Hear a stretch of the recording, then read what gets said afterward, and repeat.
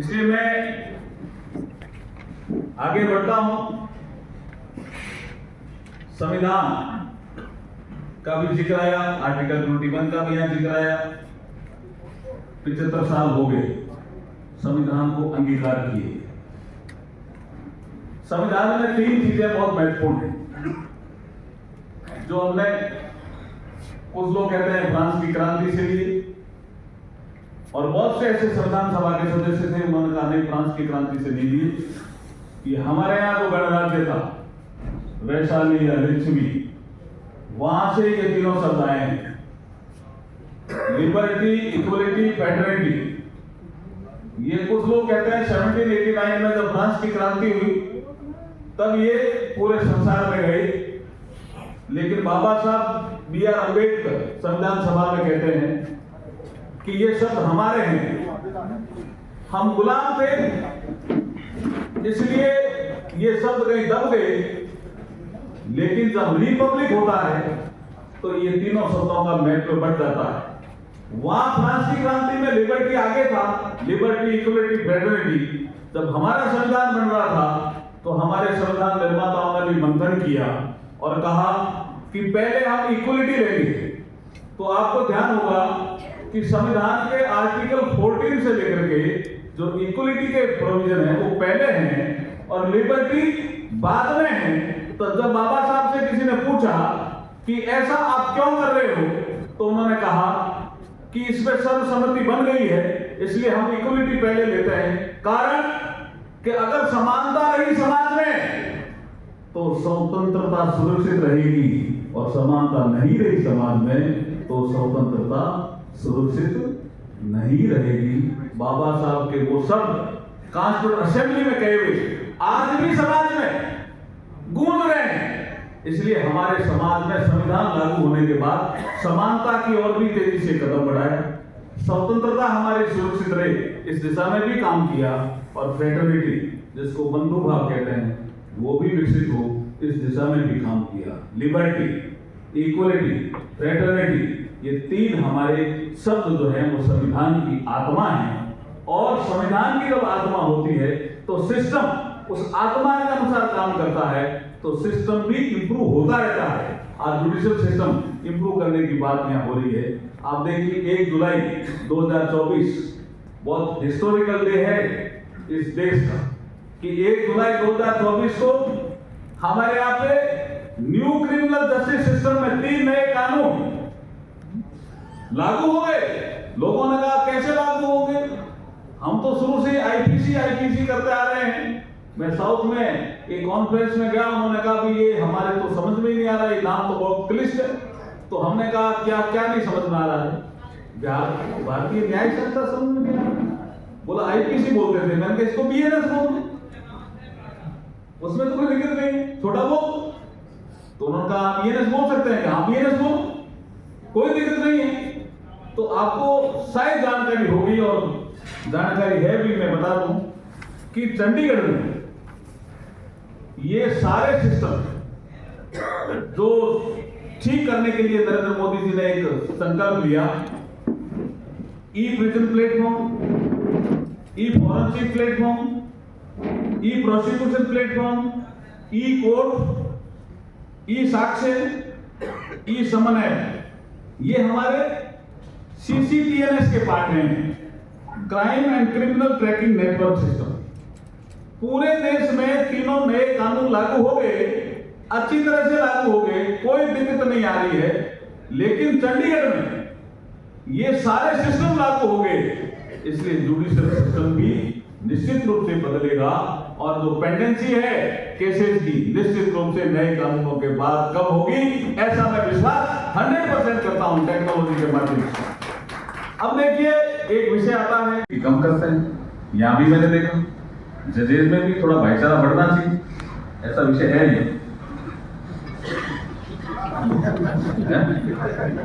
है ना, क्या नहीं है? लेकिन फ्रेटर्निटी संविधान की आत्मा का विषय था। समानता भी बढ़नी चाहिए ना, इक्वलिटी भी बढ़नी चाहिए, लिबर्टी, इस दिशा में भी हम तेजी से आगे बढ़े हैं। हमने 75 साल हमारे सिस्टम ने काम किया है। आसपास हमारे आसपास जो देश हमारे आसपास ही आजाद हुए थे, लेकिन कहीं न कहीं कोई प्रॉब्लम आई, हमारे यहाँ तो नहीं आई ना, क्योंकि हमारे यहाँ चेक एंड बैलेंस, हमारे यहाँ संविधान ने इस दिशा में तेजी से हमारा मार्गदर्शन किया है। तो लिबर्टी और इक्वलिटी की बात तो बहुत करते हैं और बढ़ भी रहा, लेकिन फ्रेटर्निटी की कम करते हैं। और यहाँ फ्रेटर्निटी का थोड़ा अभाव है, इसलिए मैं फ्रेटर्निटी की बात करूंगा। एक बार ईश्वर चंद्र विद्यासागर कलकत्ता में बहुत बड़े सोशल रिफॉर्मर रहे, सुबह सुबह घूमने गए तो पार्क में घूमने के बाद एक आदमी पड़ा मिला उनको। अब यहां इसमें दोनों में इक्वलिटी भी है, फ्रेटर्निटी भी है। बाहर निकले, उन्होंने देखा ये आदमी अचेत है, उन्होंने उठाया, अपने घर ले। 3 दिन बाद उनको होश आता है, तो घर वाले पूछते हैं तुम कौन हो भाई, कहां के हो? तो पता चला कि वो शिवपुर समाज का, वाल्मीकि समाज का आदमी था, जिसको पंडित जी लेके आ गए। तो पंडित जी को जैसे आज ये व्याख्यान हो रही है, ऐसे कोई व्याख्यान देने के लिए कलकत्ता में गए होते। तो 2-3 घंटे बाद घर आए तो घर में बहुत उथल पुथल मची हुई थी। उन्होंने कहा क्या हुआ? उन्होंने कहा जिस आदमी को आप लेके आए वो तो सफाई कर्मी निकला, वो तो वाल्मीकि है, आपने घर में डरा दिया। उस जमाने की वो व्यवस्थाएं रही होगी, उस दिशा में पंडित जी को सहन करना पड़ा, फेस करना पड़ा। तो उन्होंने कहा क्या हुआ? वो मेरा भाई है। बोला भाई कैसे हो सकता है? वो वाल्मीकि है, पंडित हो। तब ईश्वर चंद्र विद्यासागर ने जो फ्रेटर्निटी के कंसेप्ट को जो कहा, वो आज भी बहुत से लोगों के मन में ईश्वर चंद्र विद्यासागर की हाइट बहुत ऊंची होगी। उन्होंने क्या कहा कि ये भी सफाई कर्मी है और मैं भी सफाई कर्मी हूं। बोला कैसे? ये बाहर की सफाई करता है और तुम्हारे मन के अंदर जो मैल पड़ा उसके अंदर की सफाई मैं करता हूं, इसलिए हम दोनों सफाई करते हैं। ये फ्रेटर्निटी है। तो हमारे यहाँ लिबर्टी, इक्वलिटी, फ्रेटर्निटी जो संविधान की आत्मा है, उस दिशा में काम करने की जरूरत है। अभी यहाँ वकीलों का भी बड़ा विषय, यहाँ कल भी मुझे सुनने को मिला, मनन मिश्रा जी का भी एक सब्जेक्ट है। उन्होंने भी मुझे कहा कि एडवोकेट एक्ट 1961 में संशोधन होना चाहिए। तो आपकी बात को आगे बढ़ा रहा हूं, जल्दी संशोधन होने की पूरी संभावना है, जो आप चाह रहे थे। लेकिन आपका एक विषय और आगे बढ़ गया है, उस दिशा में अगर हम डेटा दे देंगे तो वकीलों की जो इंश्योरेंस का जो मामला है, एक तो मेडिकल इंश्योरेंस है, एक साइड जनरल इंश्योरेंस, दो ही है ना विषय आपके। तो दोनों ही दिशा में हम तेजी से आगे बढ़ गए हैं। जैसे ये डेटा देंगे आपके यहाँ लागू कर देंगे हम इंश्योरेंस वाला विषय। ये बड़ा विषय था आपका, आया नहीं था। बोला कि ये कंपनियां हमारे को इंश्योरेंस करती नहीं है, करती है तो कहते नहीं आप पता नहीं कोर्ट केस कर दोगे इसलिए प्रीमियम। तो हमने बात की, आप आए थे ना मनन मिश्रा जी हमारे यहाँ। तो ये यहाँ से उठा हुआ ज्ञान का शहर है, यहाँ से उठा हुआ मामला वकीलों के इंश्योरेंस का मामला पूरे देश में जाएगा और इलाहाबाद का नाम फेमस होगा, प्रयागराज का नाम फेमस होगा।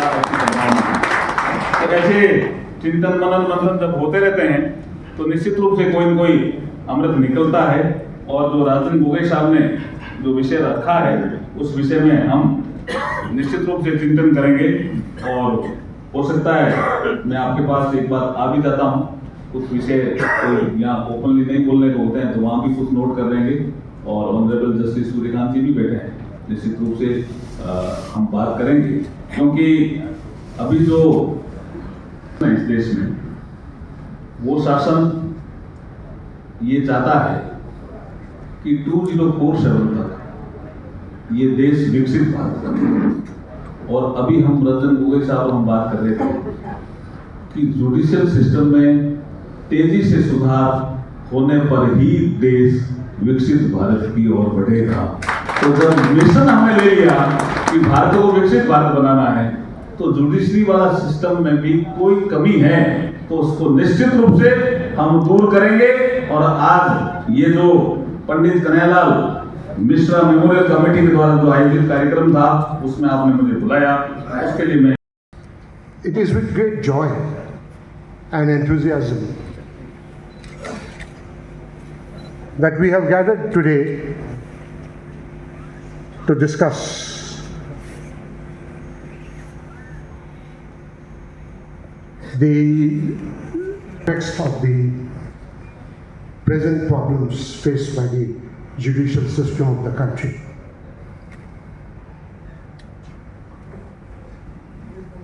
I take this opportunity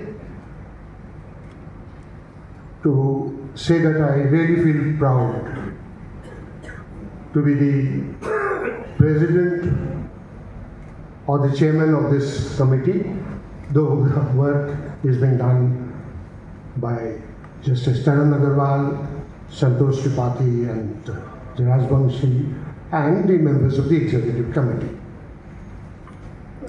That so long the Indian judicial system exists, and why should it not exist? It's the backbone of our democracy. The name of Pandit Kanhaiyalal Mishra will remain immortal. If Bombay is the commercial capital of India and Delhi the administrative capital, I say Allahabad is the judicial capital of the country.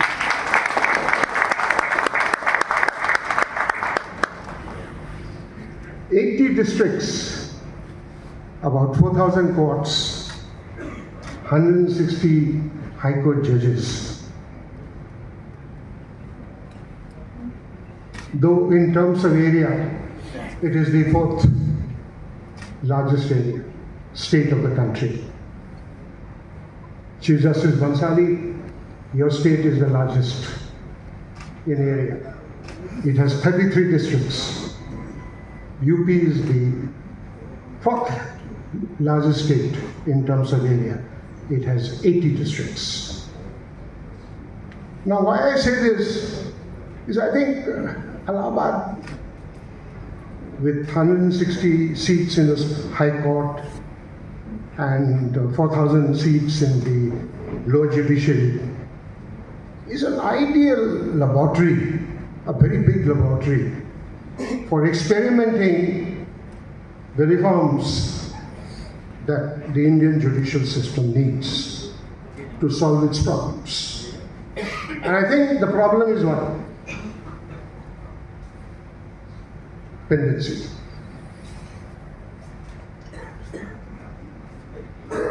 A little while ago, I passed on a piece of paper to the Chief Justice asking how many cases are listed before a judge every day in the Allahabad High Court. The figure seems to be, fresh cases between 50 to 200, and then maybe 200 more in the additional list. Megwal ji, sir,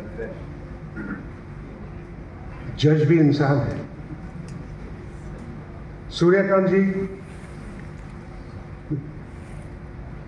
you're going to be the Chief Justice in November, not very far off.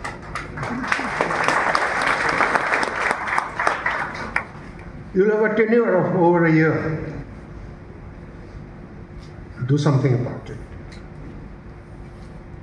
Allahabad, whether the problem of Allahabad High Court with its nearly 8 to 10 lakhs of cases can be solved by 160 judges, perhaps not. But today, you have 80. I think one honorable judge is going to retire either today or tomorrow. And then one more honorable judge is going to retire day after. I think the Memorial Committee, I would like to take self-credit for it. The Memorial Committee, you must give full marks for bringing the executive, Megwal ji, the judiciary, Justice Suryakant, Justice Pankaj Mittal, and the Chief Justice, Justice Bhansali, and the bar together. As retired people, Me and Justice Tarun Agarwal, we have brought you together. We have brought you to the negotiating table. Settle it. I don't think the problem is insurmountable. It is perfectly capable of solution. Beyond this, I wouldn't like to say anything on the topic because that's really for the persons concerned to evolve and develop it. But one thing I say is, after my retirement and boldly stepping into public life, there is one question I face wherever I go. Be it the parliament, be it to a village in India, be it to a district court. Sir, why do courts take so much of time?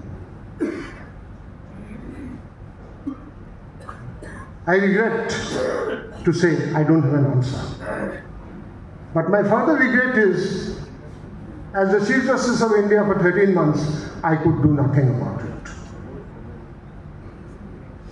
I hope the Chief Justices who are going to come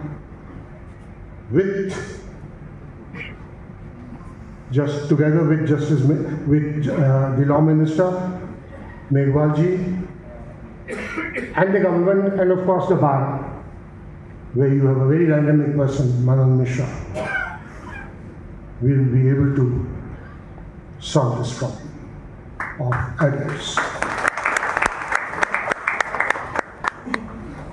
I think we would be more interested in hearing Megwal ji, Justice Suryakant, Justice Pankaj Mittal, and the Chief Justice of Allahabad High Court. So I leave the field open for them. Thank you very much and Jai Hind. Amar Ujala Jeevanjali के सारथी की मदद लें और महाकुंभ में स्नान जरूर करें।